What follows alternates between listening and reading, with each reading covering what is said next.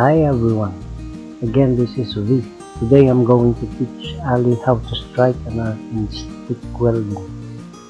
I'll assume that a trainer from the school where Ali graduated taught him how to place the electrode into the welding handle. Some technical schools don't teach students the proper procedure on how to strike an arc. I'm going to show him the proper way to strike an arc. Some schools teach students to run the electrode from the starting edge to the end of the metal.